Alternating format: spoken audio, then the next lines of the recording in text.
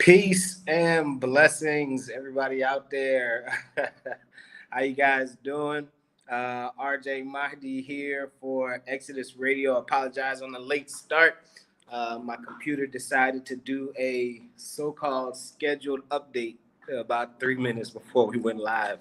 So welcome everybody to Exodus Radio. RJ Mahdi here. We're going to be bringing on Sister Ya and Brother Foday here in just a second. Today's show is about building relationships in Africa and on the ground. How do we build relationships with our brothers and sisters here? How do we effectively build teams and communities and families here on the ground? That's what we'll be talking about today on Exodus Radio. Again, apologize for the late start to the live broadcast. We had a unexpected update to the computer, so kept us from jumping on when we wanted to. Shout out to everybody out there around the world watching. You guys are our motivation. We have been receiving great feedback from you all in the U.S., in the U.K., in Canada. Folks are hitting us up from the islands saying they're tuning in. We really appreciate that. We really appreciate the support. And you guys know that we are here for you. We're always here to bring value, to bring information, to educate, to build the gap, to inspire additional communication and creativity. There's a lot of creators right now. And so that's what we're here to inspire and to keep going.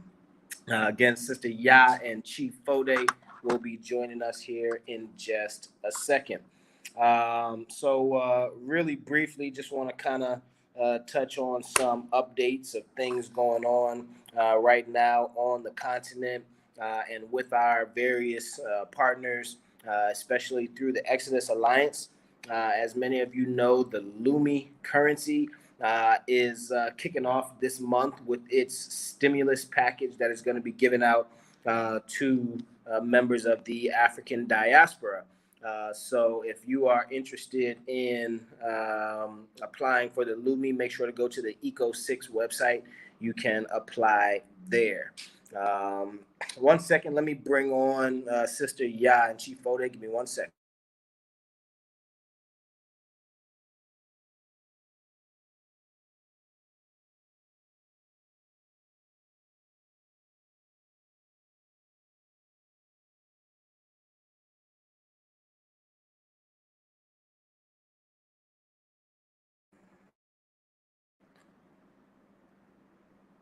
All right, guys. So we got Sister Ya and Chief Foday logging in right now. There is the Chief himself, Mr. Black Yeah, Star, bro. Network International. What's going on, brother? Yeah, man. How you doing, brother RJ?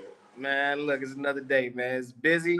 It's a lot going on. I wish y'all could see everything that go on behind the scenes, man. I think a lot of people really think that what we do is easy. That's probably the biggest misconception out there right now is that what we do here on the ground must be a cakewalk. It's okay. You know what? It's okay because when they come, they can go their own route and figure out the hard way, or they can hook up with the cast that's actually doing something out here and, and be intelligent about it. Like me, I would rather just hook up with intelligent cast that's doing something positive in Africa before I just go on an ego trip like, nah, I'm going to go figure it out myself. If he did it, I can do it. When in reality, man, you know how many times I could be DOA out here, man? For real, man. My day has been crazy, man. In and out of these different media shoots, welcoming so many people on the ground. We got a bunch of new members here in Senegal right now. A bunch of new Exodus members, folks who are just arriving for the first time. Also, we have a big project we're working on now with this community center. We're bridging that in, bringing that in, so people have somewhere to congregate and. We gotta have our own space, man. We gotta have somewhere we can come together and unite and build, around some common issues. So, got our community center up and running. So this week our members will be in there doing chess club and what else? I think they got language exchange this weekend. You guys are looking to do something like that as well, right? Yeah, absolutely. Well, we already do like educational things. We already do like STEAM programs. We teach people how to use their cell phones properly, Right. how to use PDF and all that kind of stuff, Right. WPS.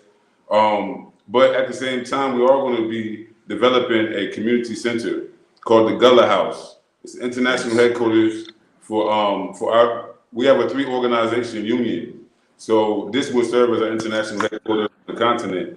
And we got so much going on, bro. We're gonna be developing a playground for the kids in the community. We're gonna be developing a restaurant. We're gonna be developing a farm. So the kind of education that we're going to be facilitating here is going to be getting people allocated to their immediate conditions, how to produce more food, and how to basically be entrepreneurial about it. I Yeah. think that's coming from Sister Ya's mic. Sister Ya, is your mic running up against something?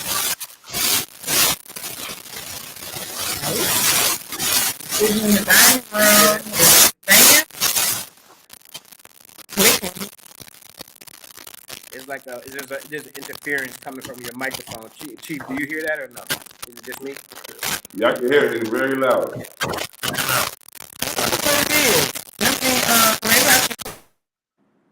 Oh yeah. See, Yes. when I mute her It mic, went away. it's definitely her mic. Yeah, it's I think definitely it's your the mic, mic. Sister Ya. Okay, I'll come on another device. Okay. Okay. All right, But yeah, greetings everybody out there, everybody who is tuning in. We got a lot of folks in the comments already on YouTube and Facebook. Shout out to Maryland. We got some folks checking in from Maryland, USA. Greetings. We also got some folks checking in from Connecticut, up in the Northeast. Shout out to you guys over there. Everybody who's checking in around the world. We appreciate you guys for tuning in to this week's episode of Exodus Radio. Forgive us for the delay. Lot of things going on the ground.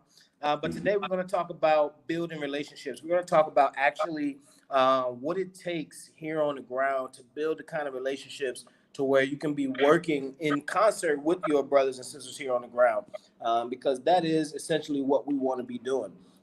We definitely are not in, we're not here to promote separatism, or for us to be isolated, or for us to be, not working together with our brothers and sisters.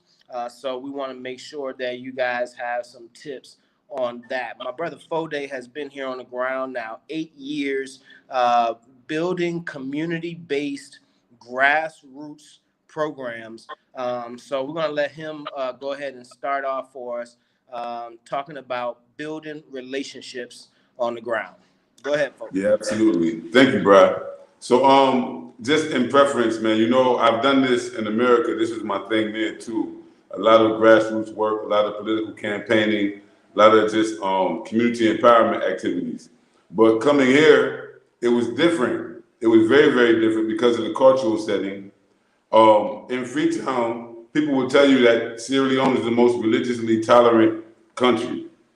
They would say that people in the same lineages, husband and wife, they be from different faiths, from different religions, often. So religion is not like a place of division here. It's like a place of coexistence here in Sierra Leone. I don't know how it is in other places, but here it's like that. So one of the pointers that I would give to people out there that I had to really humble myself and gain an understanding of is religious tolerance. Coming from America, where religion was used as a brutal tool of oppression against us for so long, and we still find our families and our communities divided by religious conflicts, you don't find that in a country like Sierra Leone. Not a religious-based conflict where Christians are fighting Muslims or believers are fighting non-believers or nothing like that. People have a different cultural system that underlines that, you know what I'm saying, at the core. So your religion is something personal to you and surface. So what I had to learn is how religion and traditional African culture intertwines within the society so that I could begin to network with people at their level. And so networking was very important, man. All my friends, I have some religious preference. And my family is Mandingo, they're Muslim, they are traditionalists to the core, but they also honor their ancestry and are very proud Africans. You know, it's not an Arabic kind of Islam. It's a organic humanist kind of Islam that I've encountered here. And so, you know, having that kind of understanding coming from the West, especially African Americans, man, like over the years, our black nationalism has taken so many different extremes, left and right. And so what we're seeing now is that for me, coming back, it was very important for me to be able to do what I wasn't willing to do in America. I wasn't willing to sit down with someone who was still in the Christian faith, so to speak, and actually have a conversation about anything. You know, I felt like if you were still following the religion of the white oppressor, then you know we really don't have too much in common to talk about. And that was rubbish. That was a backwards mind state that I had. It wasn't real. The reality is that, like Malcolm said, man, our religion shouldn't matter. Keep it in the house. You know, when we come out to solve our issues, we come out as black people. We come out as Africans. And so being here and living in a religiously tolerant society enabled me to develop that understanding and then engage the people accordingly. So every time we have our meetings, you know, people honor, pay homage to their, you know, to their God. You know, Muslims pray to Allah, Christians do their thing, and whoever isn't that, you know, you can give dua, you can give words to your ancestors, but we always honor them in our meeting settings, beginning and end, and we always keep the clergy close to us because the clergy has immense moral and social power in Africa. It's different than America, whereas a lot of our religious clergy have lost their moral grounding. In Africa, you'll find a person who is a Muslim imam, and when you observe his character, he's actually morally right. He like dude is righteous. He really does his thing. But for us in America, man, we've seen religion so politicized, so undermining. And now coming back to Africa, we really have to adopt a better policy of religious tolerance. It has helped a lot. So networking. When I came in 2013, I was 33 years old, so I considered myself a young boy. And I didn't run around to find elders and nothing like that. You know, my repatriation was very organic. It was a continuation of work that I had started in America years before. So I kind of hit the ground running with programs immediately. I remember in 2013, I reached in February. By April, the first program that Basani launched in Africa was up and running, and it was a gym.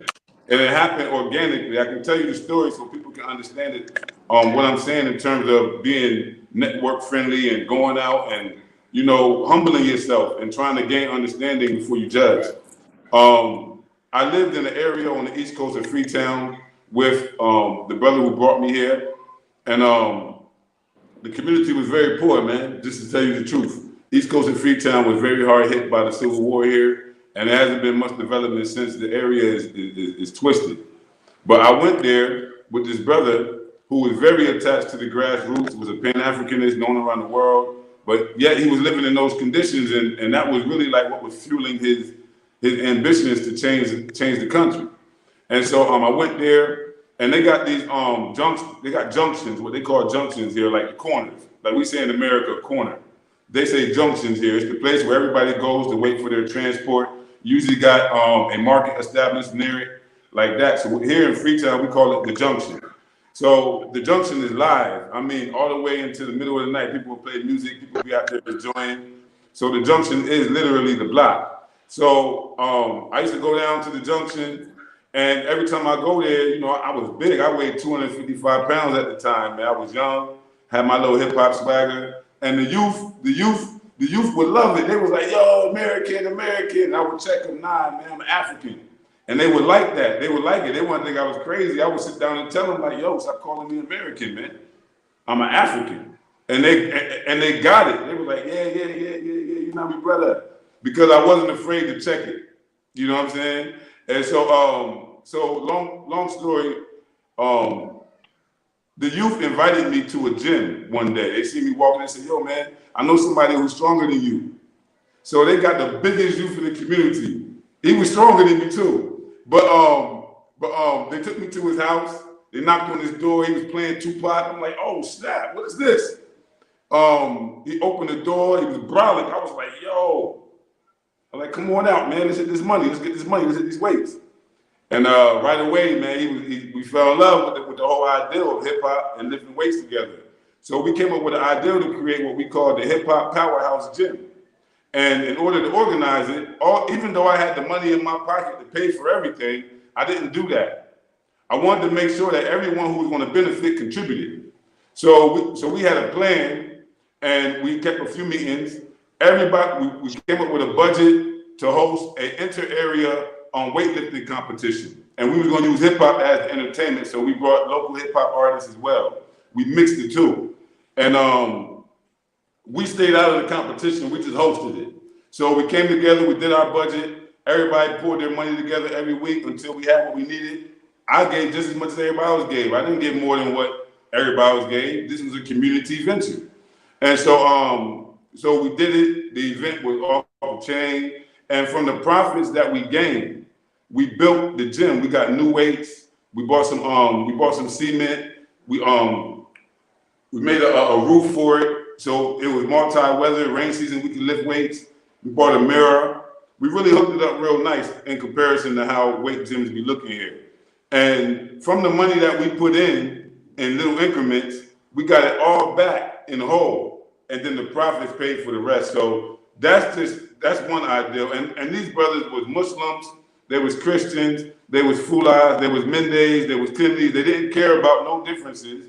What they cared about was hip hop, youth development, and lifting weights. And I was like, yo, this is crazy, man. Like, because people don't understand, like, it's lacking here, but they want it. They want to look fresh like us. They want to be fresh. You know what I'm saying? and so it's a great way to spend time with youth that want to be healthy. And it's a great time to use hip hop culture to bind and transfer information. From there, man, we created a whole movement that was geared around hip hop and health called Boku Life Family. It means bringing our kind under the leadership of fearless entertainers. So we went out and got all these little local artists, man, gave us some enthusiasm. And right now that gym still goes on. I haven't been there in years, but the community has maintained that gym. And so that's just one of my ideas. Now, if I was on my American tip, maybe I'd have been like, nah, man, these cats is Muslims, man. These cats is Christians, man. They're not conscious. They ain't part of the community. They don't know Dr. Ben. I would go into my American conscious community rant, which is actually toxic. When you come back to the continent, you have to rid yourself of that and come back down to being a human again, like you was when you was a child, and start over. So that's what I mean by you have to humble yourself, and you also have to, in my opinion, you don't have to be huge one, man. That literally should be like number one on the whole list. Yeah, humility. Humble yourself, man. Come down. That's what they say here. They say, man, come down, man. You know, people come here, like right now it's December 1st. You know, people come to Sierra Leone, like all over Africa in December. And so in my inbox today on WhatsApp, I got a lot of, hey, happy holiday, because December means it's holiday time. We're about to celebrate. People from the diaspora are coming home. And usually when people from the diaspora come home, they come home and their family welcomes them warmly. They bring gifts. A lot of the Africans who actually live in the diaspora, they take care of whole households. They take care of whole families. One person that that could be working at a hospital could be literally taking care of their household in America and about 20 other people in Africa. I'm talking about school fees. I'm talking about all kinds, all these things. So they have to create flowing economy. They have to now trust their family members in Africa with business opportunities so that they can sustain themselves without having to live off of their American dollar. And so this is the same kind of process we got to go through coming back, because we're Africans. We're just coming back home, but we don't have that base of network that the African from the continent has. Right. So we're trying to create it for ourselves. And I don't want to deviate, but I want to say this. We're under attack. People who are literally qualified to lead, literally qualified to guide people as they make their transition back to the continent, are being played with, are literally being targeted for these clout chasers. And the thing about that is that it doesn't serve the best interest of Africa or Africans anywhere. People are debating if African Americans should even repatriate. And it's stupid because we're already here. And then the ones who are here actually setting the precedents and the standards for those who's coming behind are being attacked. And not by the natives that we love so much. I mean, here we good. Bro, look, we can pull thousands of people together, man. I can shut my mouth and they can talk for me. You know what I'm saying? And I know you can do the same thing out there, and Sister Yah is on the move. So when I'm saying that, it's like we have to pull back all of that hatred, self-hatred that we got for ourselves in America for whatever reason. We hate each other because you got a nice car. I'm still walking. You can't bring that to Africa. You can't bring that to Africa. You can't think because you got a higher degree of European education that you're superior to the knowledge in Africa. You literally have to humble yourself to learn how to survive in Africa. And we literally know how to do that, or we would not be on this show. It's about knowledge. Yes, you can buy our services, whatever they are. We can help you. It's not free for us. And if we charge you, it's not really a profit that we're gaining. You're really just paying for your own services. Right. And we're helping you in a way that even a continental African who has never gone to America, has never been an African American, understanding our sickness, understanding our trials and tribulations, they can't relate to that. Even if born and raised there, if not part of that ethnic community, you cannot relate to that ethnic community. And so when we have that kind of thing going on, we have to humble ourselves and be more diplomatic about how we make our moves and understand that the power that we're neglected in America, we have opportunity to realize in Africa. We've always had the opportunity. We've always had it. Past generations have allowed Europeans and treacherous Africans to sabotage and undermine the previous exoduses. And this is one in the 21st century, whereas we have the technological know-how and ability, we have the financial resources to get started. We might not got all the money we need, but we got enough to get started. You know what I'm saying? And so now it's really like the time to separate those who will from those who won't. Right. And in that separation, there's a great unity, because obviously 50 million Black Americans aren't coming back to Africa no time in their lives. Right. But those of us who are here that are giving our lives to the struggle, not only in America, but in Africa, we are the extension of that over there. We know what y'all going through over there. You ain't tripping out on me. I don't care if I ain't been there 8 years.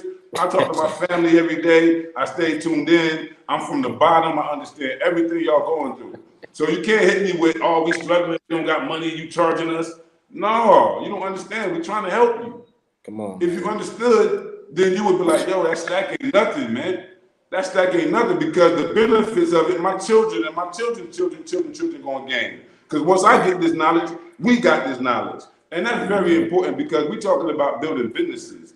One of the businesses that Africans shouldn't have any problem with us engaging in the African continent is repatriation investment. In fact, that's the only way that we're really going to be able to assist. When you see the African Union recognizing the 6th region and saying that this 6th region is the African diaspora, and this African diaspora has to have a developmental relationship with Africa in order for us to embrace them as African diaspora. If you read it, that's what it says. Not just being a Black person. You have to be committed to the development of the African Union and Africa as a whole. And so when you understand that, we are the ones who are actually embodying the answer to that call. And so we need to have a clear understanding on what we're doing here. I want to say to y'all too, because I follow everything, y'all. I follow the haters. I follow everybody because I want to know my odds. I want to know my opposition. And unfortunately, we have a lot of black opposition to repatriation. There's people who are in different camps among us, African Americans, who are crying down repatriation. And then there's people from the Caribbeans, people from Canada, people from UK, who really are coming left field, almost on like some jealousy, like, you know, we're entitled. What are you doing?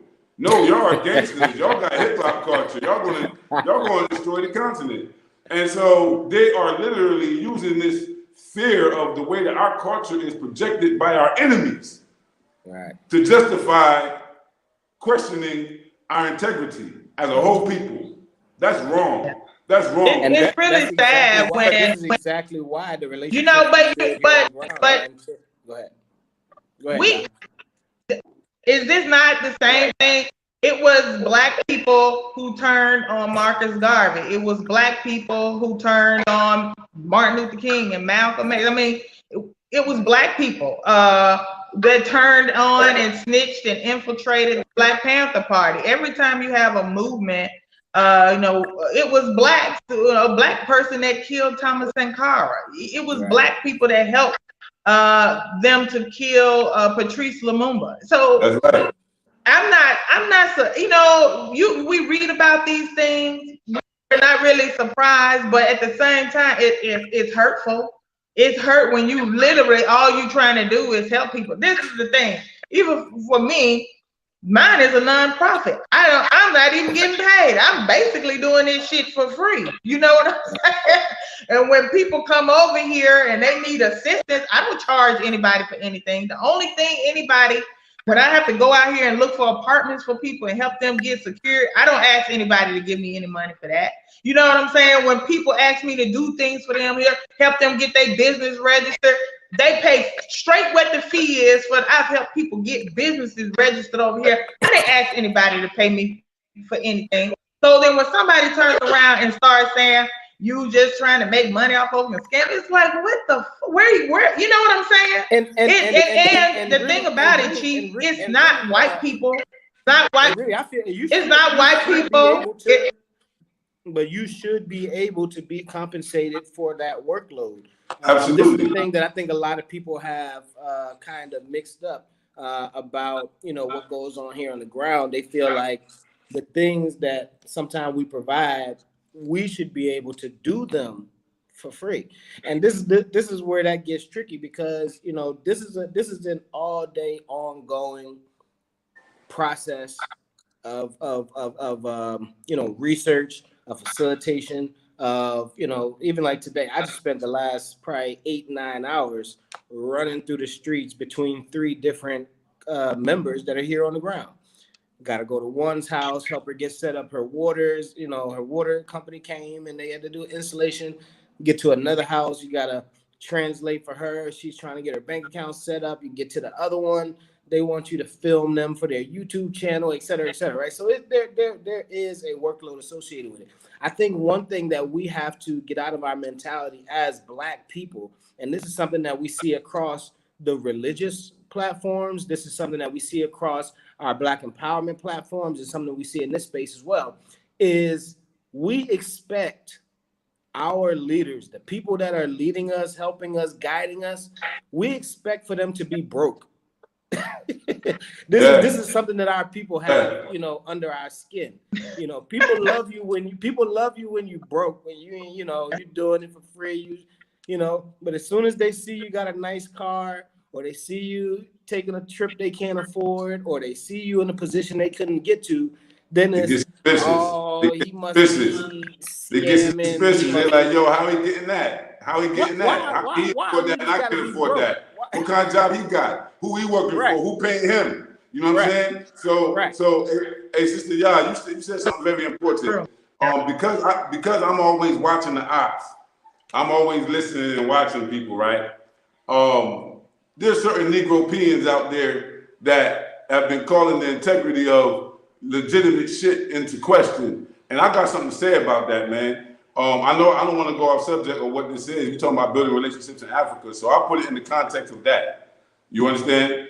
All three of us are building unprecedented relationships in Africa. People haven't come to the places where we are and built the exact same relationships that we're building. This is serious work, and it takes a lot from us, spiritually, mentally, financially, and other. We give a lot of our time to this. And for me, I don't know how it was for you guys, but I didn't come to Africa to do this. I came here to literally live my life and provide services to my people and not forget where I came from. So always got my hand extended, trying to help other people understand what I'm going through and trying to create lanes to help them out. You know what I'm saying? Without being a YouTube superstar, all that stuff. Like, I'm not really into that. I really love to be in the trenches, hands-on with the people doing the work. And so I seen one recently from a guy who was talking about our registrations and the Exodus Alliance and this. I just want to be clear that the Exodus Alliance is a MOU agreement between 6 different organizations. The organizations do engage in different areas of development every day. They're not fake organizations. And as for Basani is part of a multi-organizational collaboration. We have a nonprofit company registered here in Sierra Leone with over 300 members. We have two nonprofits in America. One has 501c3. So we are working in collaboration by law. I've been doing nonprofit organizing 21 years of my life. And at the end of the day, I understand what people should donate to and what people should pay for. It's a difference. There's a big, big difference. Like, for instance, right now in Sierra Leone, we just had Brother Dynas, and we had a meeting with Dynas. And I was telling Brother Dynas that our nonprofit company here, we have enough youth that we've been teaching history and culture, and every year they see different people come to visit, and they want to be involved in tourism. So we took our nonprofit company and got a certified licensed travel agency. That travel agency now, we've gone back to the tourist board because right now tourism is low. We want to be able to train at least 6 to 8, 3 boys, 3 girls, or 4 boys, 4 girls of our youth members to become among the less than 100 licensed, trained tour guides in the country, so that when people come, they actually can come to the company and utilize the tour guides who are actually involved in the development work that the organization is doing. Right. So it's not just, they come on board volunteering and we give them a monthly stipend for their hours. And at the end of the day of that, we also open up professional opportunities for them like this. This is an opportunity. Now, me personally, Chief Foday, I don't have the money to pay for everybody's license. So we turn back to the community and say, hey, look, this is a great opportunity. We can train 8 youth to be our tour guides and the tour guide and be among less than 100 tour guides in a growing market where tourism is looked at being among the 2 or number 3 largest industries in the country. And so it is literally going to provide jobs. It's literally going to provide careers. And so we have to go and turn to our people now. Okay, listen, this is what's going on. Help us out. So, and when we build these relationships, we're here and getting the people here understand that we're real. So when we turn back to the community and say, help us, they be like, yo, why ain't the people helping? You know what I'm saying? They don't understand. You know, because that's the family relationship. That's the bonding. Like, that's what you're invited into. Help us develop our communities and our families. There's youth that need your guidance. We need them crumbs. You know, don't spend them on Jordans. Don't spend them on PS5. What are you doing? We need them crumbs over here. You can certify people that when you come with your family, they meet you at the airport, host and guide you safely, and you know that, damn, I put $100 to this person to come on a tour guide. Right. That is the way that we operate here. And those people are not just qualified to give a tour, but qualified to handle our kind of people from where we're from. And that's what a lot of people, I think, don't understand, that we have this assumption that whoever I meet is gonna know how I expect things done. And that is a big misconception here on the continent. Business is done so differently. What you expect somebody to do for you in business may not necessarily be the case here on the ground. But like the brother Foday is saying, we are taking our times out to train specific service providers on how to operate with members of the diaspora. Is different than giving those, Caucasian people tours. They come here with their backpack. They don't need much. Drop us off in the bush and let us, do our Peace Corps thing. We a little different than that. Black folks, we a little different than that. We know that. Yeah, let's not play. We know we have some different, we got some different standards. We have different expectations. And we were just talking about this about one of my drivers that I have here. If you've ever visited Senegal with me, more than likely you've toured with my driver, Jilly. Very extremely professional guy, licensed, insured, bonded, all of the above.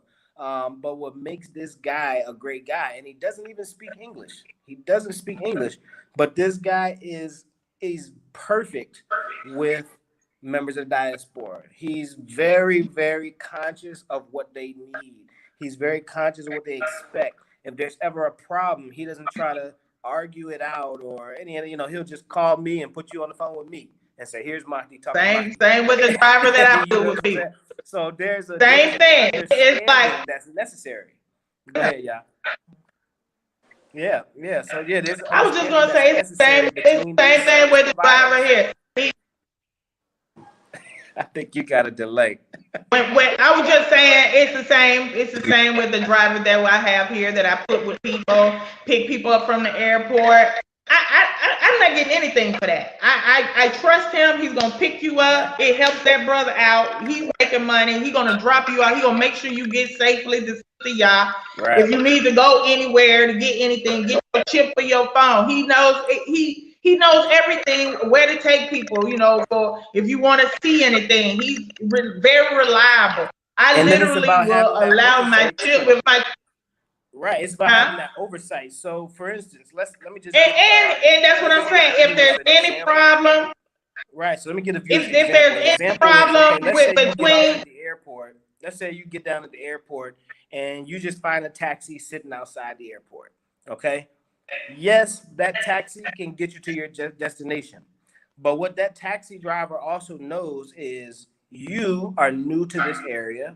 You don't know what to expect here, how much to pay. You probably can't give them directions, and you probably have nobody that will check them if they did wrong by you, like overcharging you, things like that.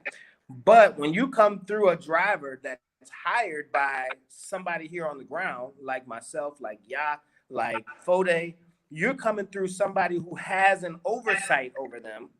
This driver knows I better not trick this customer. I better not lie to them. I better not waste their time. I better not take no extra money from them. I better not disrespect them, because the person paying me that's over me will check me, and this may ruin my future opportunities here on the ground. Now, if you're a stranger that I just picked up at the airport, you're not gonna do what I want. Future business, you just one do what I want, right? So it's always good to have these people in these kind of service providers, whether it's a construction company, whether it's a driver, whether it's a real estate, whether it's a tour guide, whether it's any of these, you need to have them under some sort of oversight by somebody who understands your expectations. That's very, very, very important. RJ, definitely. I just read an article the other day that was saying that more Lebanese people are leaving their country in pursuit of greatness in Africa. They're coming to Africa more. Right. And if anybody knows, the Lebanese are very strong in West Africa. They are. They base in the capital cities, and from there they control tremendous resources. And here in Dakar, the Lebanese run pretty much all of the textile. Here in Sierra Leone too. So restaurants, all of the nightclubs. But the thing is that to understand that when the Lebanese come to Africa, they're going to be moving through their own networks. they're going to connect with the ones who already live there, who already know how to move, so that when they come, them and their families aren't at great risk. That's how they're going to move. This is how white people move when they move to South Africa too. They move with family and friends. You know what I'm saying? And so we're talking about building relationships today. The purpose of building them. And what we're seeking to do as the Exodus Alliance with this show is build the relationship. That's the bridge. See, the relationship is the bridge. When you got people out here building these relationships, and what you're saying is correct, bro, because I got friends out here, man. I got family out here, extended. I love them like family. You know what I'm saying? And they will not take anything from you. They will not curse in front of you. They will not. And it's out of respect, because that's the respect I show their elders. That's the respect I show their mom and their aunt. So they give it back to me when I got friends and family coming. And so it's very important. It's common sense. And the thing is that if you see other groups engaged in a migration, a scramble back to Africa, nobody has the African diaspora's responsibility or expectations within that. People are expecting us to come back and be helpful, but we have to be able to contend with these other groups that's coming to Africa. And the Africans on the continent need to understand that we have to work together against those forces. And the only way that we can build that is if we got people like us on the ground that can sit down with the people and explain that this is what we're attempting to do. We want to level the playing field and make it impossible for the Chinese or the Europeans to take more from Africa than what we benefit. To take, you know what I mean, to exercise their cultural imperialism on our populations. We really need to have genuine friendships and extended family networks on the continent of Africa so that it can safeguard our exodus. Facts. Anybody can move to Africa and do anything they want. Right. And I think that's something that, you know, has to be really said and said again, is that the goal is safeguarding one another. And here in Africa, that's the African way. I know where we're from in America, you know, everybody kind of has more of a, you know, to me, myself, kind of attitude. Something's happening at your neighbor's house, stay out of it. You know, you don't even want to be involved. But here it's not like that. Everybody is tasked with looking after everybody. That is the community way here on the ground. That's what we see in our communities, in our neighborhoods. If anything happens at my neighbor's house, the whole block is going to be there to sort it out. If anything happens in the street outside, if a fight break out, everybody on the street, they're not pulling out their cell phone, standing back and filming it. They're not standing there yelling World Star and looking for it. Everybody on the street. Everybody coming out with machete and sticks. Everybody. I've seen it with my own 2 eyes. Yeah, I've seen it. If I get out here and get to screaming and hollering, the whole neighborhood gonna come. Yeah, if I start screaming and hollering bloody murder, they gonna come. They gonna roll up. You understand? It's the same thing here. If you yell thief anywhere, if you just yell thief in a crowd, everybody's coming to your rescue. And that's just how it works here. If somebody's breaking in your house, or somebody just snatched your purse and ran off, and you don't even got to chase that person, just yell thief in the local language, and everybody in the whole area is gonna come running, right? And that's the kind of support that we have to show for one another. When we see another member of the diaspora going through something here, it's our connected responsibility to step in. If I see Sister Ya being, any kind of abused, I'm coming to her rescue, because that's my sister, blood or not. If I see Brother Chief over here being falsely accused, I'm coming to see why, and we're gonna sort it out, because that's my brother, blood or not. And that's the African mentality. Yeah, hey, bro, that's exactly right. Recently in West Africa, somebody started crying thief, right? Now, let me tell you a story about what happened in Freetown one time. And the fans out there, people watching, they're going to love this one. You know, there was a time where I seen a youth He was running, and people were screaming thief behind him. And they grabbed him, and there was two boys that was beating him. Come to find out, they were the thieves. They were robbing him. But they knew that if they called thief, the people would grab him. And so they used the thief to grab someone who they was robbing. And that just happened again in Gambia. And so it's a sick scenario, but somebody will call thief knowing that everybody will bone rush them and rob them in the process. Right. And that just happened in Gambia. That's what happened. If anybody want to know what happened in Gambia, that's what happened in Gambia. Somebody went to Gambia and they called thief, and people started attacking them, and we moved in to say, what's all this commotion about? What's going on? Let's mediate the situation. We don't have a dog in the fight.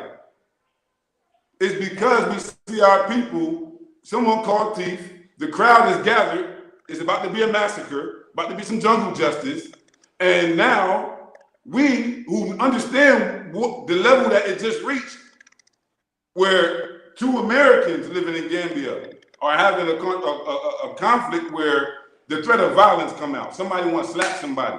You crazy? No, we're going to intervene in that. Because if you slap her, they're going to look at it, all of us like the kind of men that slap women. So this is the thing. See, the mediation is over. You understand? And so there was a false cry of theft in Gambia. The cry of theft was false. It was false. It was a false alarm. And we didn't know that moving in. In fact, we thought that there was a theft. We went in, yo, show us everything. We came in looking for everything. Nah, bruh. Get the fuck out of here. Get them people their money back. That's how we hit the mediation. Just to let you know, we was like, yo, what's up with you saying you're gonna hurt sis? Nah, you gotta cut that out. So y'all understand.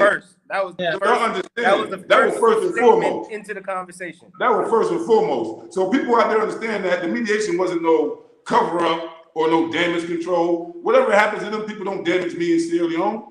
Their activity is not. It doesn't discredit 8 years of what we've been doing here.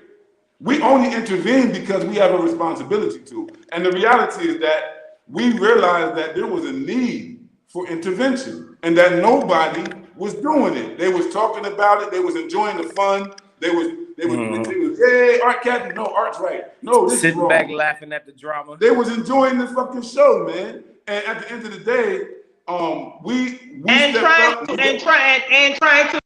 trying to capitalize off of it, and instead of trying to resolve it and calm it down, people encouraging it, fanning the flame.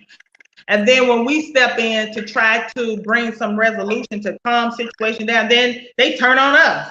Well, how dare you stop us? Let me interject with something really quickly, because I think this is something that a lot of folks are not really understanding coming into these African communities, and that is the need for permission from some local authority. And I'm not talking about police, courts.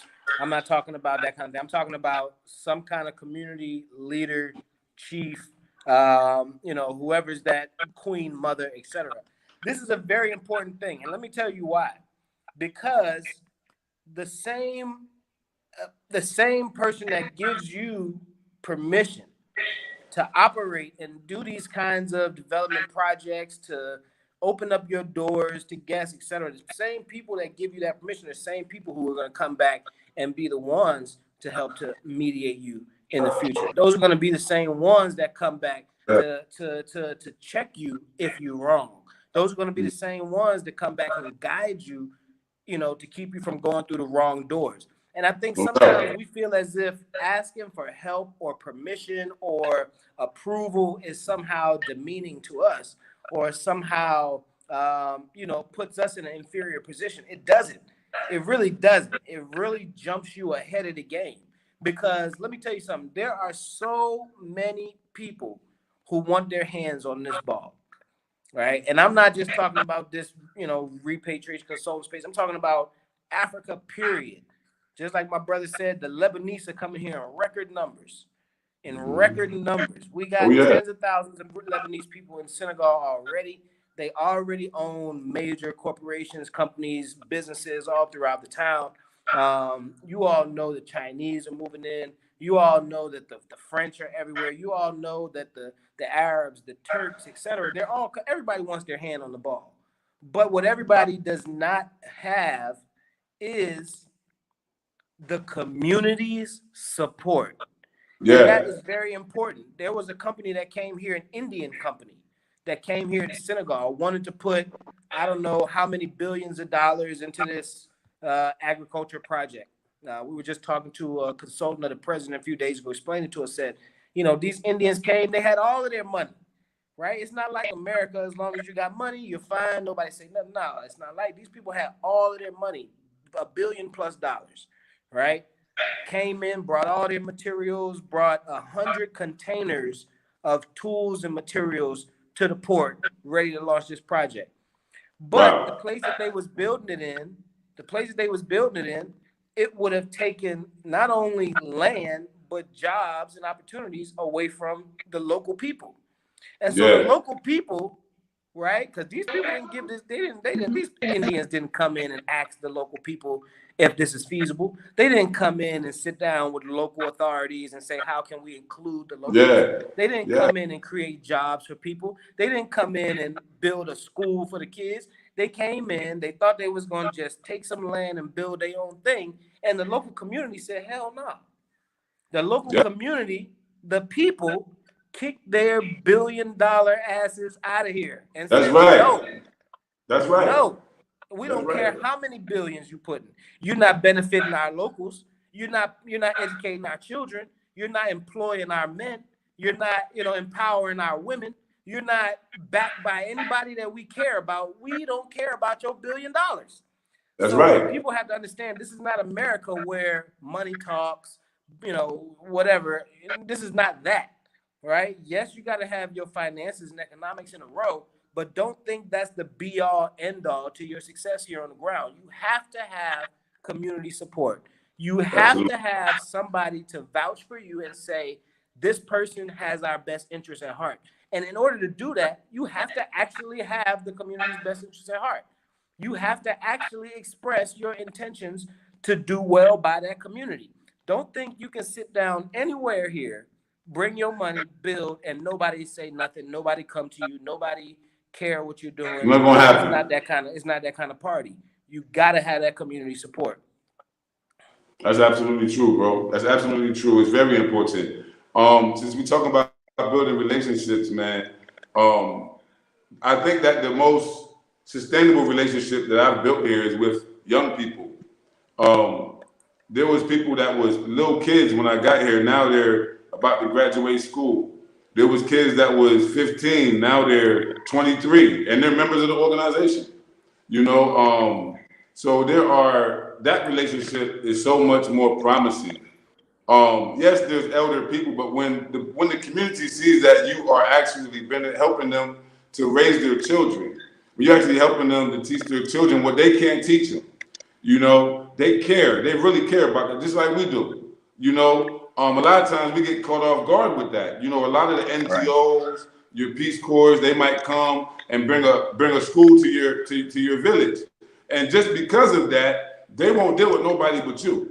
They'll deal with only you because you brought the school, and 100 kids are going to graduate and have education because of you.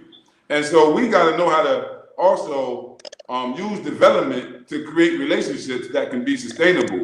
Now, the children here in Sierra Leone, wow, man, I admire them so much.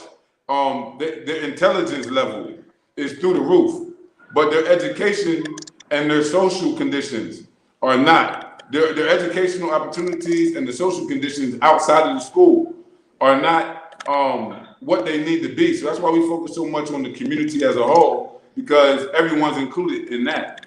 You know what I'm saying? But the Right. children, one of the things we're doing right now is that we're going to the primary schools, the elementary schools.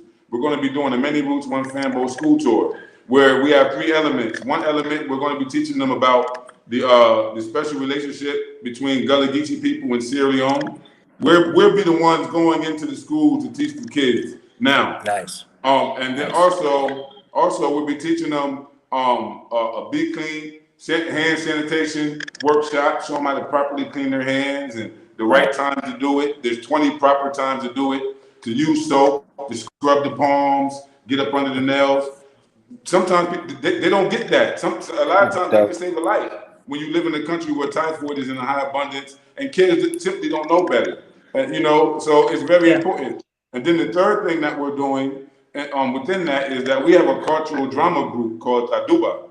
And so the cultural group will be going in to provide some entertainment as well, some cultural entertainment. So we have 3 elements that we're taking into the schools with the goal to establish heritage clubs where people for generations will be able to come into contact with their heritage, come into contact with a little bit of culture and a little bit of health awareness. So that's the kind of things that we do, and we focus on the kids because in the next 20 years, they're going to be the parents. Man, that you said a mouthful, bro. That's so true. Go ahead, Sista. Yeah, I just wanted to say one of the programs, since we're talking about building relationships, that's similar to one of the programs that I'm trying to organize for Sankofa Repatriation Assistance Program. I want to do with the youth. I want to, and it's so funny that Chief mentioned bridges because I want to call it Sankofa Repat Building Bridges, right? And what I want to do, what I envision is having a meeting place once a month where we advertise and get young people to come and we show film and documentaries. I already have the projector screen and all of that, the projector. I have a stack of documentaries. I mean, I have access so I can show, because a lot of things are on YouTube in terms of documentaries and films. And this is important for building those relationships and helping the people here to understand who we are and understand our story, and also for us to understand them and to build relationships, particularly with young people. A lot of you all know I have a stepson. My husband's son is 15 years old. And he's been here since I've been in Ghana. He's been here with me, And I took him to Cape Coast slave dungeon. I asked him, had he ever been to a slave dungeon before? And he said he had been to the one in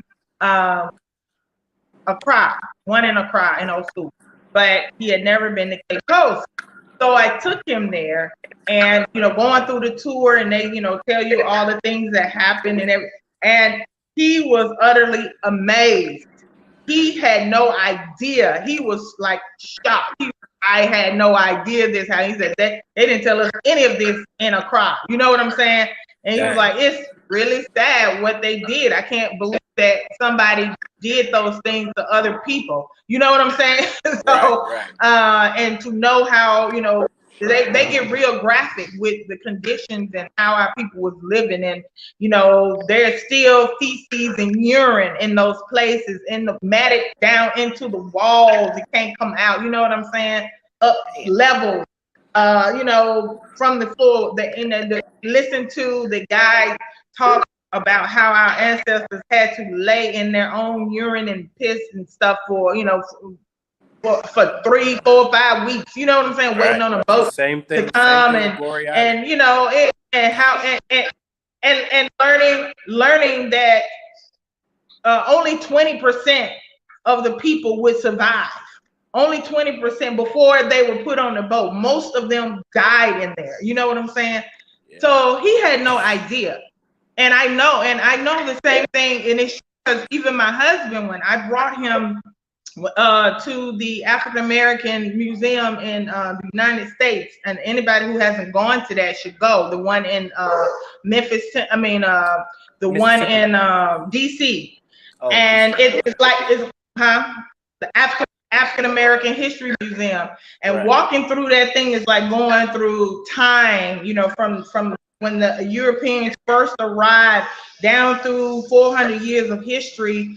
Everything, they cover everything. They got Emmett Till's, the first casket that he was buried in is in that museum.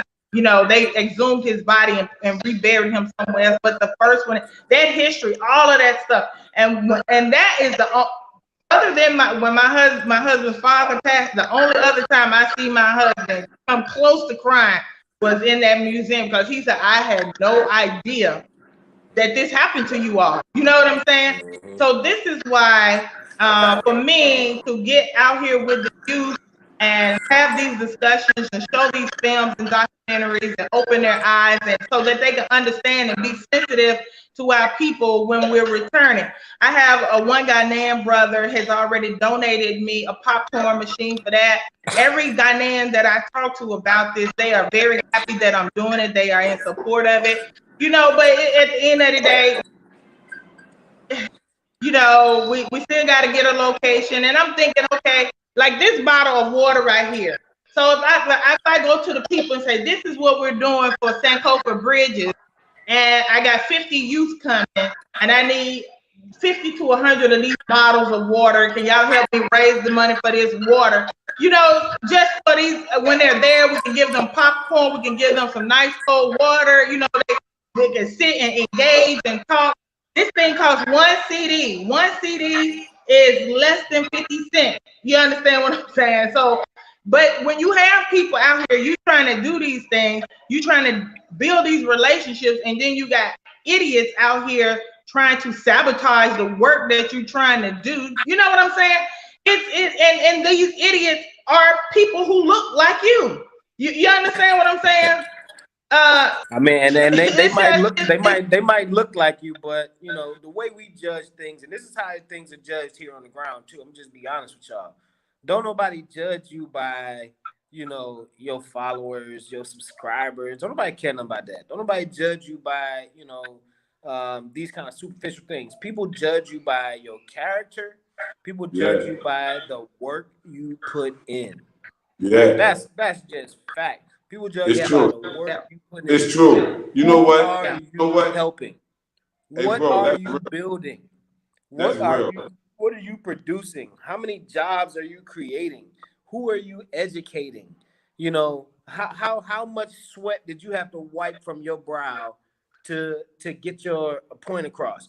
If all you had to do was turn on your phone somewhere in your house and that was it, you know, you just start talking. Nobody don't respect that. Nobody don't respect that, man. Let us see what you do when you're not on camera. And that's something that everybody on this call can show for themselves. The work that's done when this camera ain't on. This camera, this is 2 hours out of our day, or out of our week, right? And the whole rest of the week we on the ground running, place to place, picking folks up from airports, checking in, translating, and using our phone data. So data is. What you said? I was saying, and using our data is expensive here in Africa. Y'all find out when y'all get here. You know, using our data, you know, to bring people this information, to talk to y'all, let y'all know what's going on the ground, you know, to just to bring information to people who are not here yet. You know, this is not, even sitting here right now is not free. It's not free for Chief. It's not free for me. It's not free for our brother to be sitting here on this call right now. You understand what I'm saying? And then also I wanted to say another thing is I highly encourage people to do, if I can facilitate it, if the people want. I always go back to if the people want.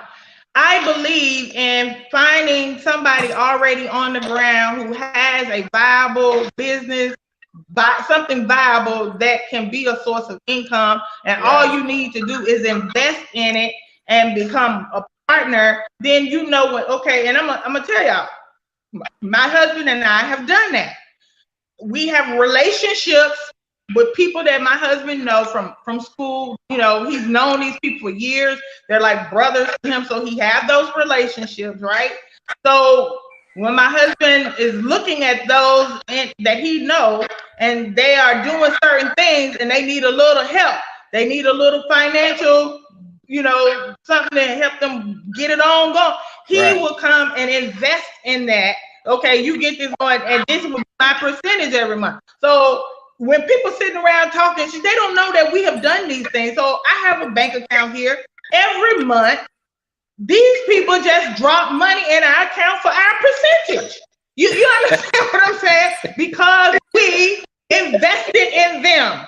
And Right. so every month we just get our percentage of the business, of the profits. This is a very good way for you. Now, this is what all of RJ is already doing it. I literally could do it here in Ghana. I could start interviewing people, putting the comments of who has business, give me your business plan, give me your idea, what type of capital you need. I could create a database of potential business partners with projections and how much money you can, possibly get. I can help you get businesses registered. I can help you do all those things. But those things are not free. They are not. It's time consuming. You got to run up and down. You know what I'm saying? So if you want these things, you have to say, okay, I'm going to trust that Sista is going to handle that on this. I have 30 people who sent me their money for land in a Cebu. I collected their money. I sent application. I sent them the paperwork. I didn't get a dime. Sankofa didn't get a dime. And now that I keep talking about all this shit I'm doing for free, I'm going to start rethinking some stuff. Because I'm doing all this, giving all of my time and energy, trying to help people, and then Negroes come and start talking shit. I mean, you know what I'm saying? I'm not making one dime. I still got people who have stayed here, who've left this house, that are still calling me when they have a problem. I had one sister from Canada just hit me up yesterday. Sister, I need some advice on this, on that. You know what I'm saying? I had the other brother, whenever he have some problems with his, his situation, they calling me and they want me to advise them, to help them come to a resolution. These people left the cell. I want to get on the internet and start telling lies about me. Man, look, the crazy thing is that this is the funny thing about it is when it comes down to oh, I'm sorry. I think it's a delay. We keep trying. I think it's to be expected. I think it's to be expected, man. Anything that you do well, that other people aspire to do, they're gonna, maybe not pull you down, but you gotta realize that you're a trailblazer. What you're doing, other people haven't done, and if they've done it, the rest of the world haven't been able to watch it like they can watch us now. They haven't been able to reach us like they can reach us now. Now we know all of the negative stereotypes and stigmas that we hear in America about Africa and Africans. And it hurts me here when I hear all the negative stereotypes that they have here about us. And it's all because of media control. People who control the media, that's not us. What we're doing by creating platforms like this is to cut to the chase. We get it directly to the people from the people. And so what she's saying is absolutely correct, man. I wanted to switch small and say, I'm a husband. My wife is here with me in Africa. Sister Yah is married to a Ghanaian brother. Brother RJ is right there in Senegal with his wife. We're not just establishing ourselves. We're bringing our families home. I said last call, my sister and my cousin will be here in 2 weeks. So it's family development and nation building time. That's what the Exodus is about. And of course, everybody won't come, but those who come, we're already paving the way and building this network. I was thinking when Sister Yah was talking about the Underground Railroad and the role that the conductors had to play. You know what I'm saying? They call them conductors then. Someone like Harriet Tubman, she might run down and free you, but once she gets you to Philadelphia, a whole different process start happening. You enter the underground network of safe houses, of communication, of coordination that can get you as far away as Canada, if you wanted to go all the way to Canada. So they had a network They understood their situation. They knew that, that those who kept them in bondage would not allow them to do it openly without it bringing attack. And so they organized in a certain way. That's why I just seen this post. One sister was saying, you know, RJ, I know you was a real one because you're not a YouTuber. You just come on to show us what you're doing offline. That's real.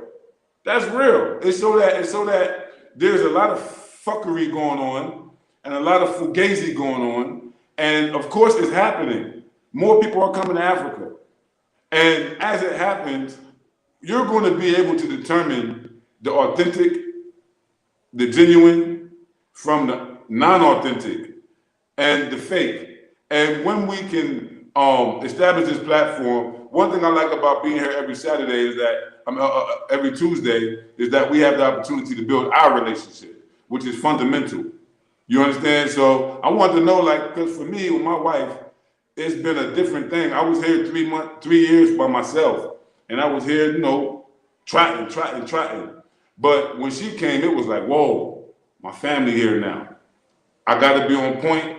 She can't get sick. Put your back against the wall. Nothing can happen to her that don't happen to me first. Nothing can happen to her because it's going to make me look like I don't know what the fuck I'm doing.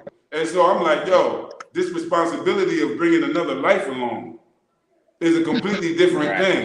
And especially when you realize that it's not just me and my family, it's her family as well taking this journey through us. And so we literally represent six lineages here. It's not just us three. And we're actively involved in resettling our lives in Africa.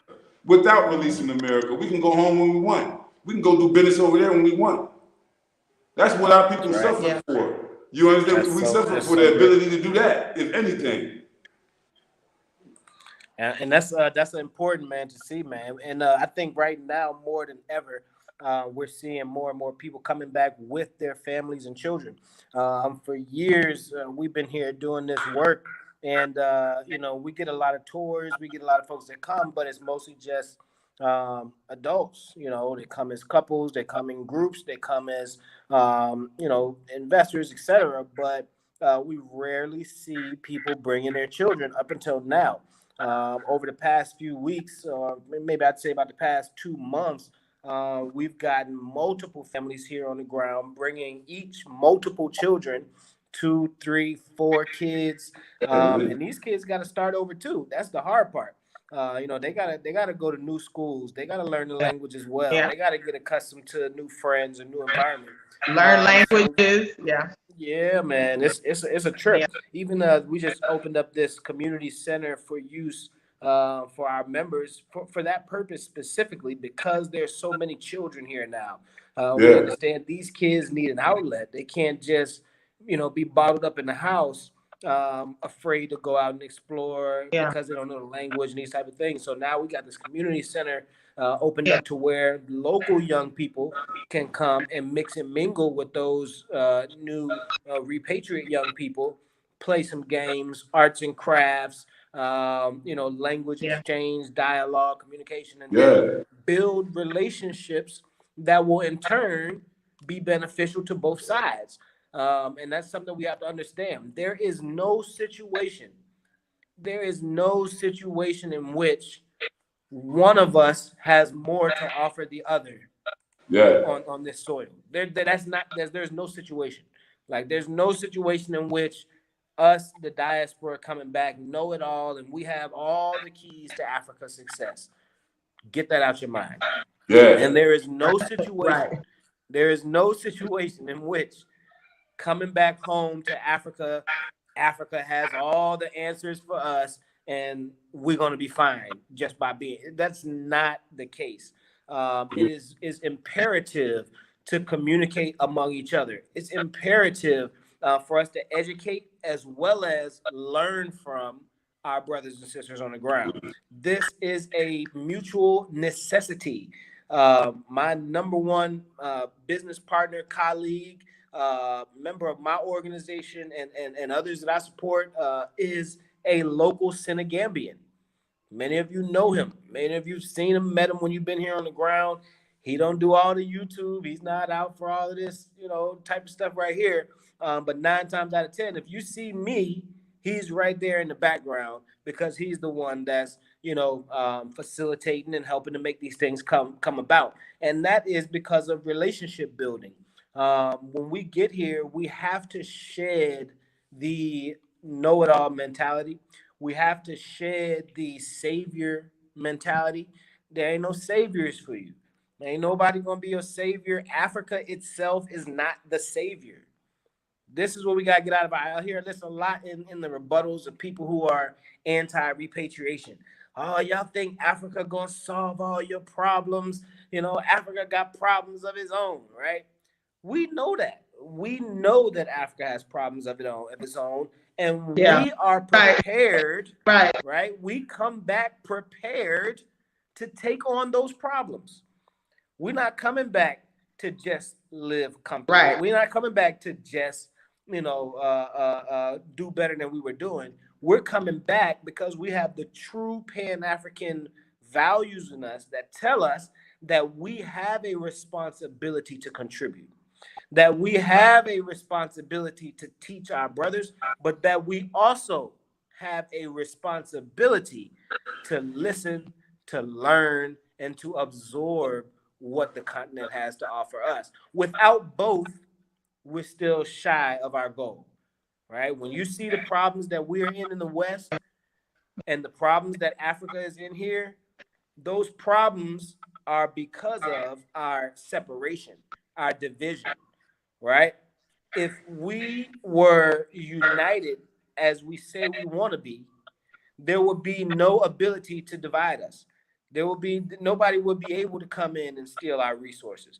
Nobody would be able to oppress us in other places in the world. Nobody would be able to colonize us and force, other languages. They wouldn't be able to do that if we were all together, working together, learning from and teaching each other ourselves. So that is the mutual understanding. I'm going to just say it again. There is no situation in which only one side can benefit the other. Get it out your head. It's true. Get it out your head. I don't care how much money you got. We got multi-millionaire friends here on the ground right now, and they still got to go through the same process. They still got to create them relationships. They still got to humble themselves. Yeah. They still got to support local initiatives. They still got to invest in the community. They still got to, you know what I'm saying? Absolutely. Hey, bro, you know what? I understood because I came from pretty poor household and neighborhood too. Growing up in America, I understood poverty. I suffered that shit over there. Coming up, and all my economic activity in America was to try to get away from that shit and the impacts of it, the effects of it. Especially once I started having children. Once my son was born, it was like, yo, I gotta secure myself financially. I gotta get a bag. You know what I'm saying? Because maybe I won't eat, but he got to eat. You know what I'm saying? Facts. So when I understood that, that's fatherhood. That's the responsibility of knowing that you got another mouth to feed. Even if you and the mama don't make it out, y'all don't work out. That's your son. You know what I'm saying? Right. And so it's exactly what you're saying, bro. In conditions where you have extreme poverty, like here in Sierra Leone, you don't have a poor, middle, and upper class. It's not like that. You either have wealth and you belong to the elite, or you're poor and you belong to the masses. And there's no in between. And among poor people, we adopt alternative value systems that don't include finance or materialism. So now they want to test your heart to see how well you can remember the Quran. Memorizing the Quran might be worth more than money out here. They give value to other aspects of society that are just as critical, if not more, than money itself. And so, society is not just about money. And especially when we just had a show, the Global Reset, we see all this money becoming digitized in the West and in the most developed parts of the world. Money is becoming digitized. I was talking to my brother in Japan the other day, yesterday in fact, a brother named Reggie. And he lived out there since the early 2000s. He's been in IT since the early 1990s. And the brother was telling me, man, he said in Japan, they accept Bitcoin, they accept all that crypto money out there. You can buy all kinds of stuff out there with that. And when you see that the banks in America are now beginning to make it possible for people to actually utilize crypto money, even digital real estate. So people are really, a few years ago, people looked at it like a scam, like, all right, this is just a scam or something. Right. But the people who bought them Bitcoins, the people who understand that there's only ever going to be 21 They're multi-millionaires now. Bitcoin. Yeah, they bought them Hey. back then, and they eating that money right now. They're eating that money right now. And so we're late already on that. And the thing is that in Africa, it's going to be a long time before we have that infrastructure to be able to have digital money.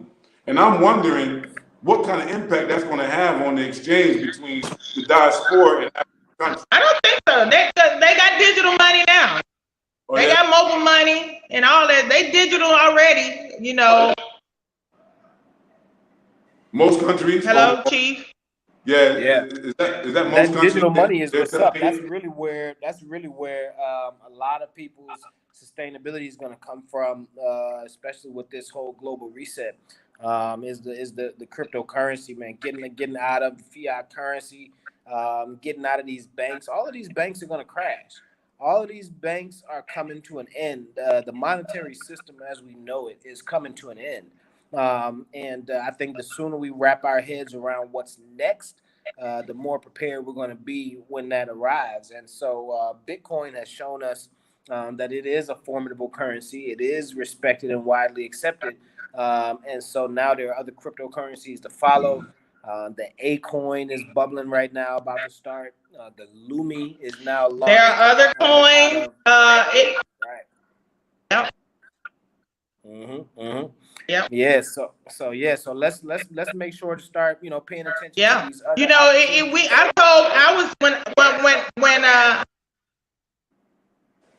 Go ahead. Yeah, go ahead. Yeah, when I was telling people about the Lumi and y'all go register so you can get your free 100, everybody was like, "Is that real? Is that real? Is that a scam?" You know, I'm like, man, you won't find out until it's like Bitcoin. Only because, and it is only because it's coming from a black, the state of the African diaspora, and it's black people's money. So therefore, it got to be a scam. You know what I mean? I'm like, right. Man, listen, it don't cost you anything to register. Go register and see if they're gonna deposit the money. Period. Right. And see if you can use it. And I exactly. And I think talking about the Lumi because I want people to be sure about what they're doing. This is something that is new. It's revolutionary, guys. This is not something that you can really, we have these hesitancies, right? Our pessimism sometimes tells us, right? It's new. It's not something that you're going to be able to look really too deep into. And even I want to say the Central Bank of Jamaica is already putting out statements to try and discredit it, or not so much to discredit it, but to let people know that it's not the official Jamaican currency, that it can be used on the ground in other places in Jamaica outside of. But they never claimed that it was. Right. So I just want people to know, the Maroons are a sovereign nation. The government of Jamaica and its central bank has no bearing over the Maroons community. There are no laws in Jamaica that pertain to the Maroons. They make their own laws. They have their own central bank that they've created. Now, I think in 2017, they created the Central Bank of the Lumi, Solar Reserve Bank, right? So these are new things, guys. These things are being formulated in response to the issues and challenges. The collapse, the reset.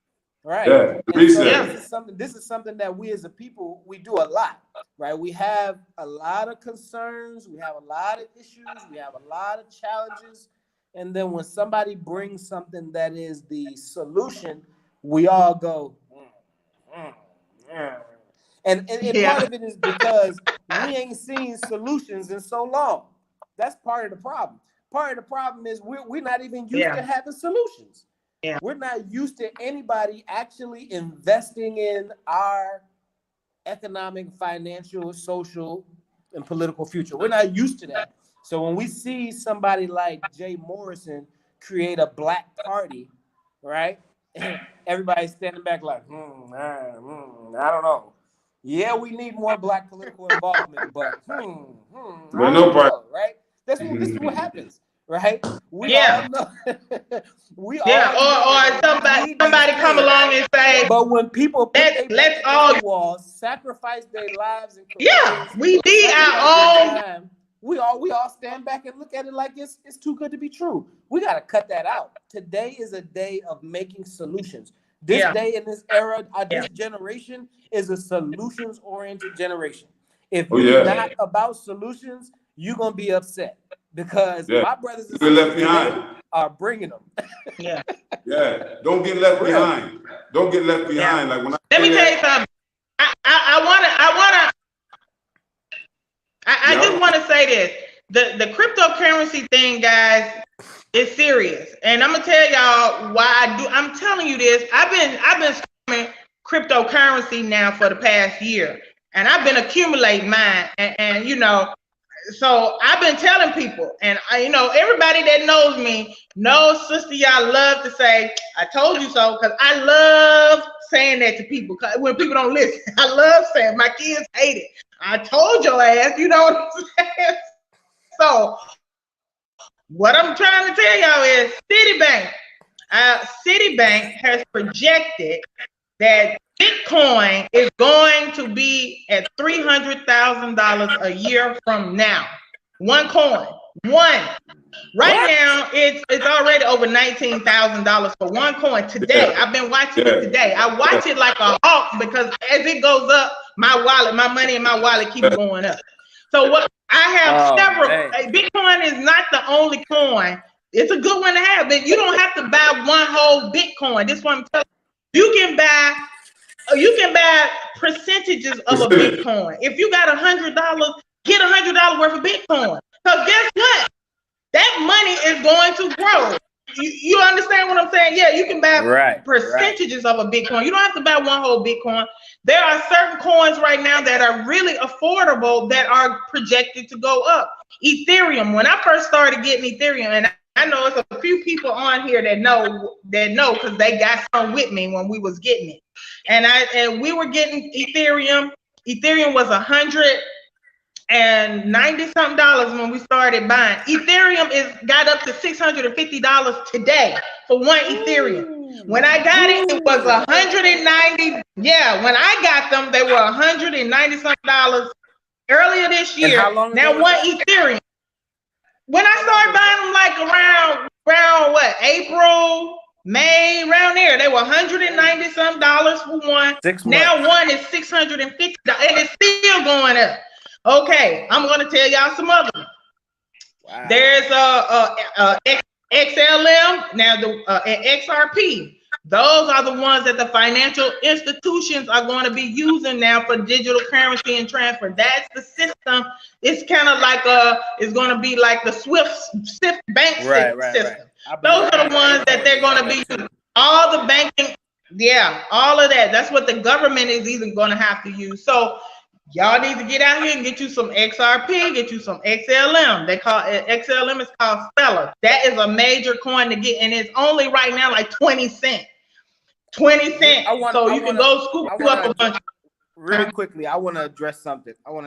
This is a comment that just came up. And this is something that we hear a lot, guys, from people around the space. This guy says side eye going up to the Acoin. Acon is just the face of the currency backed by whites. Look at the Acon site, no black faces there. And I just want to address that because you guys all know me. You guys know my business. You've never seen any non-black people involved in anything that I do, period. So let's just get that out of the way. I do that intentionally because I know that our people need opportunities. Our people need special attention. Our people need those resources. So I focus on doing that for us. But everybody who cares about Africa doesn't have that same approach.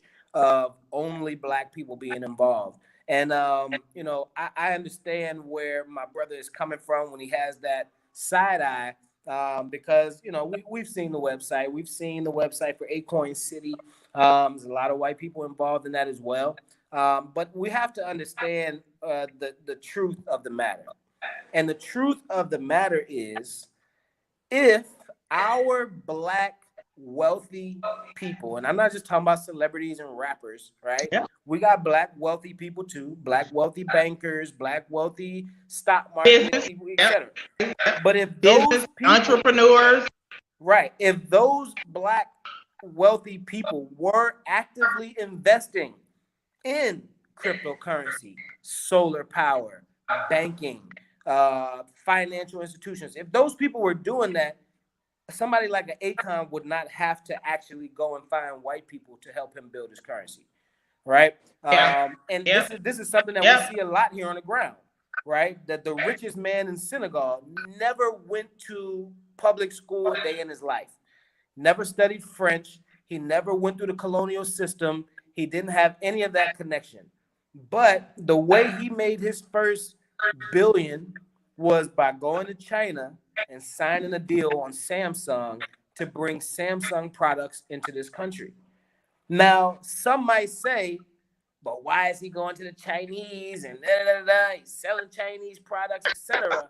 But until you can show me a Black-owned cell phone company or Black-owned TV producer or Black-owned tablet, electronic, etc. maker, we gotta go to them.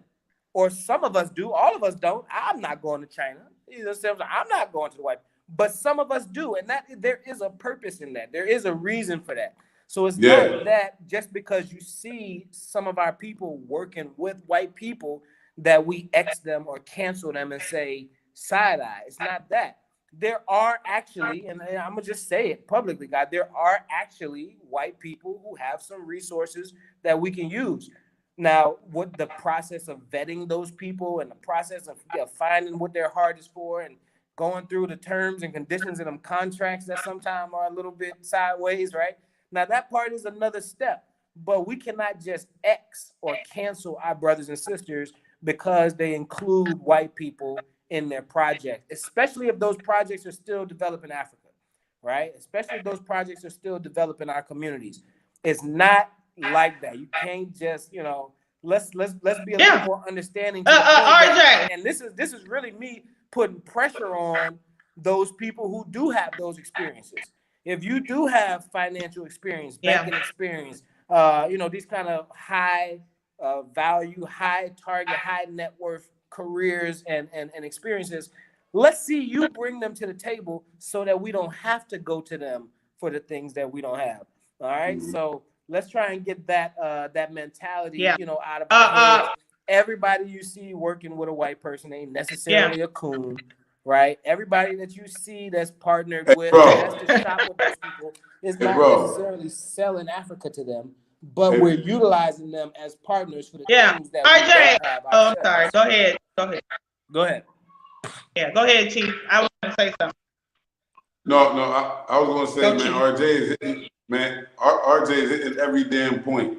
But I just want to add that Africans who typically live or raised in Africa, they have a different racial concept or understanding of how race is. Like, if it's business, it's business. You know, if it's science and education, it's science and education. You know, and people are looking to get it wherever it's at, and they can afford it and get a good value. You know what I'm Right. saying? So for me, I agree with what you're saying. Even I have side-eyed Akon. You know what I'm saying? Because I feel like he know better. I feel like he could do better than that. But at the same time, there's horror stories about Africans coming up with great strategies, great ways to get money. And when they go to our community who got the money, man, they don't get no support. Nobody's And supporting That's them. what yeah, and this is what I was going to say. That's exactly what I was going to say. You know, I'm looking, when I think about, they talk about some of these African countries that give out these loans to get these loans from China, and they in debt and everything. But guess what? The black community, black people have enough money to pay off those loans. If you wanted to go to those governments and say, guess what? In exchange for us coming together and paying off their loans, so the Chinese are out, then we're in, and that this is what we want. These are this is what we're asking for. We could do that, but do we do it? No. And you know what? This is the thing.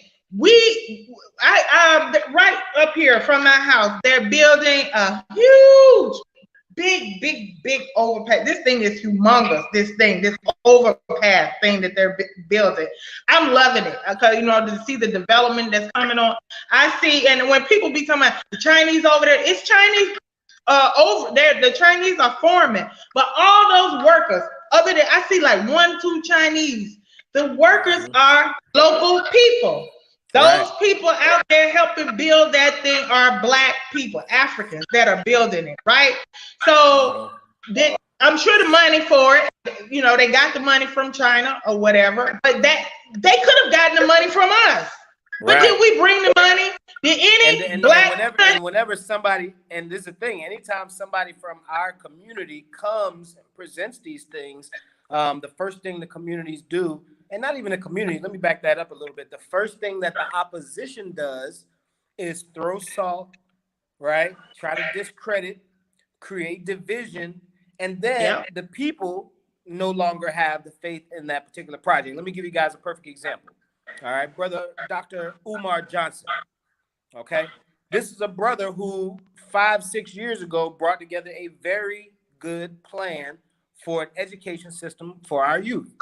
This is a brother who is more than qualified to do so, who's been a clinical psychologist in schools, who's mediated and counseled families on child behavior, who's wrote books, who's contributed to the community for years.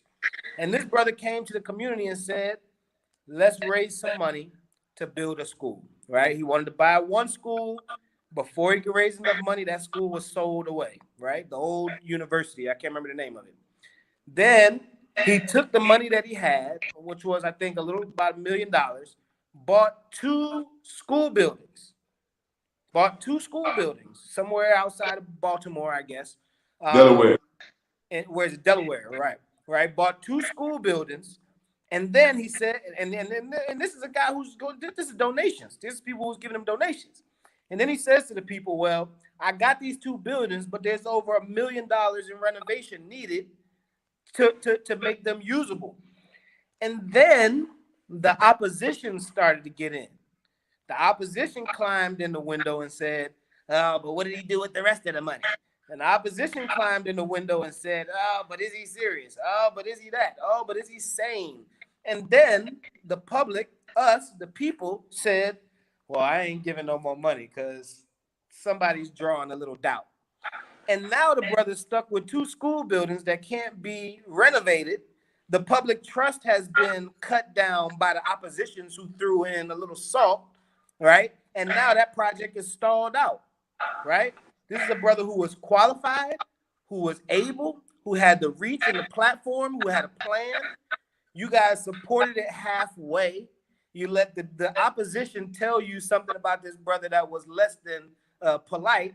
And now we all sitting back and we want to call this brother a fraud, or we want to call this brother a scam. We want to demean and defame this brother when this brother ain't did nothing but everything he said he was going to do, and got shortchanged because of the same thing that we're seeing happening right now in the Pan-African space.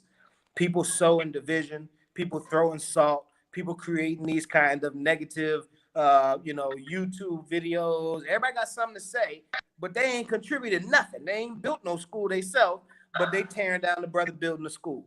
You ain't created no opportunities yourself, but you talking down on the people creating opportunities.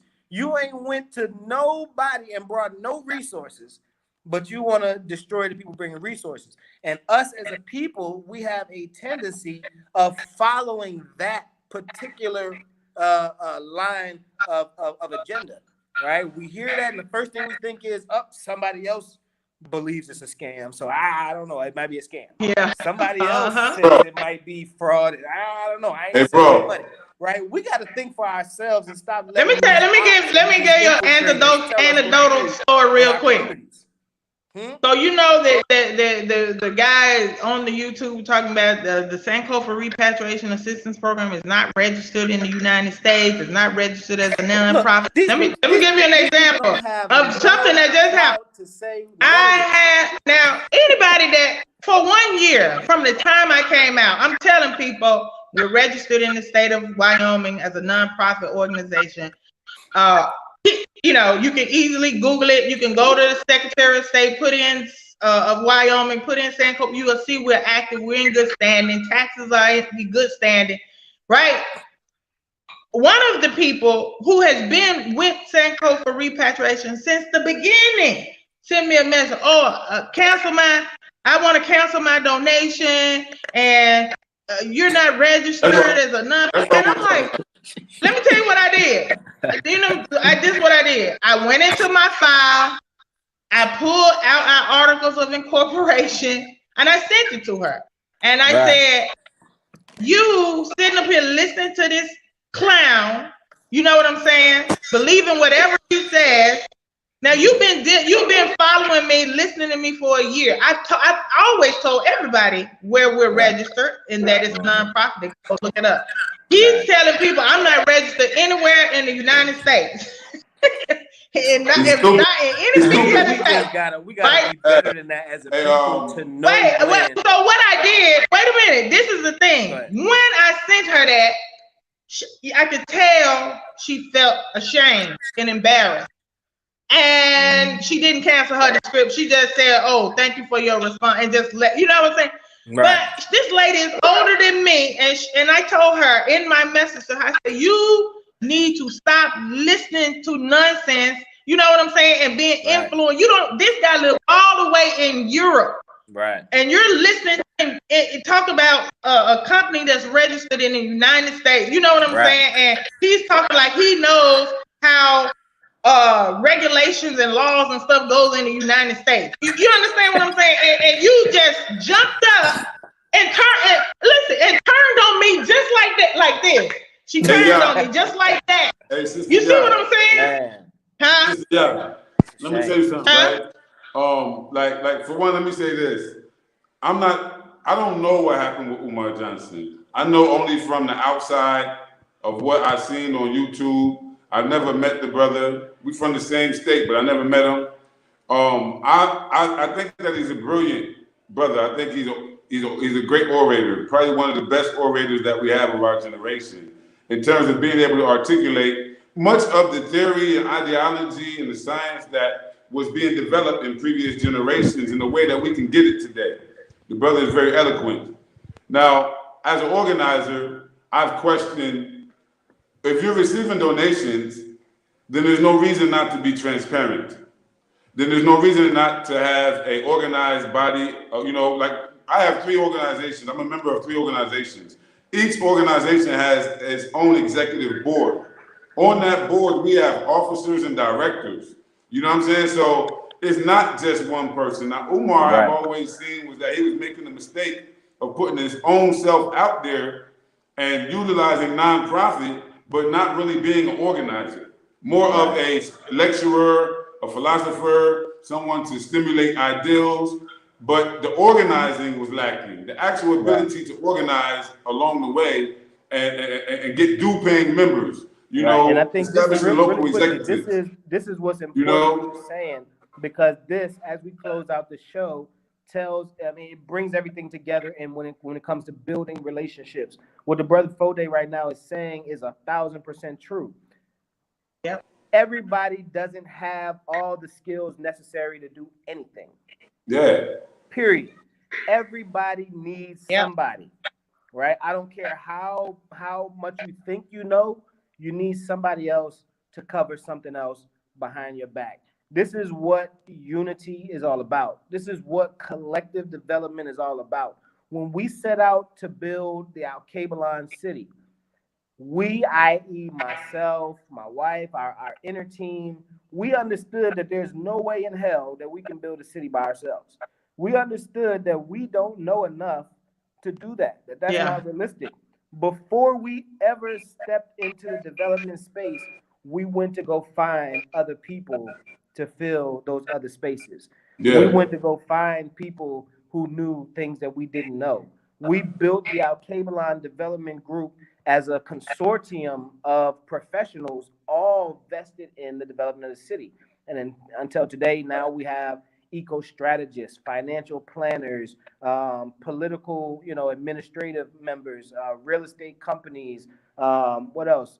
Just all types of different professionals involved, and those people, right? Those people are doing more work than even you see me doing, because Yeah. everybody has a place. And just because somebody is the spokesperson of something, or because somebody is the face bringing something about, it doesn't necessarily mean it's only them. A team is necessary. Here on the ground, you need a team.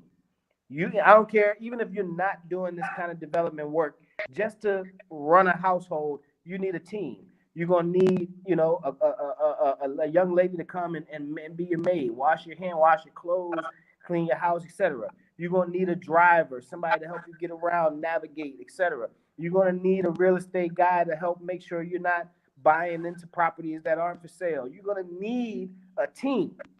And if you are not good at building a team or having a team or working with others, the African environment is going to be really, really difficult for you. So this is very crucial, and I'm glad we end the show on this note. Even speaking of the brother Dr. Umar, who you guys saw was on our Africa Day live stream, gave an immaculate, speech on that program. Very, very impactful. But of course, the brother has his downsides. The brother has his things that he can't do well. Just like Foday was saying, maybe organizing and putting a team together is one of them. And so we understand that when these things are needed, we need to come together. We need to stop being so individual. Everybody doesn't have to do their own thing if we can all stand together around a collective mission. So let's all bring those things together. If you've never reached out to us about how you can contribute to Africa, you should do so now. You have a skill that I'm sure we could use here on the ground.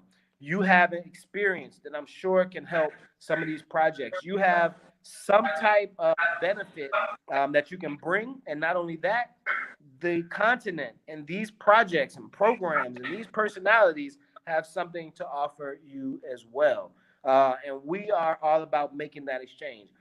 What you see right here on this panel is not done anywhere else. You can't find anywhere else the heads of different organizations, right?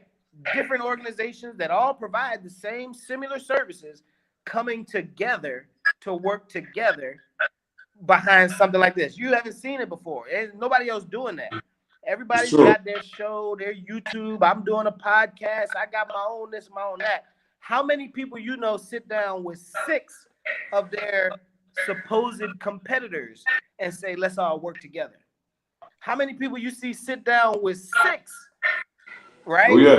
of people who do the same type of thing and say, let's all work together rather than let's compete.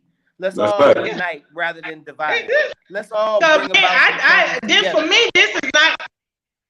for me, this is Right. not competition. It's we need as many hands on deck to do this work as possible Facts. to get these Facts. people home in a safe and a sustainable way. So Right. there's no way in the world my organization can do it by itself. You know what I'm saying? There's no way in the way Basani can do it by itself. UNIA Right. can't do it by itself. Because That's if right. it could, it would have done it. It's 100 years old. You understand what I'm saying? That's So right. yeah, Yeah. this is how you can tell that we are sincere in what we're trying to do. Because it's not, we don't have an ego in this thing. It's like, man, how Right. can we help get these people home? You know what I'm saying? This is about building relationships, building resources, building our future together as a people. My brothers and sisters, I implore you, I beg you, I encourage you, I advise you, unite, find like minds and connect with them. Everybody does not have to stand alone. When our fingers are apart, they're easy to break. When we put them together into a fist, we are powerful. If y'all don't have that mentality, the African lifestyle is not for you.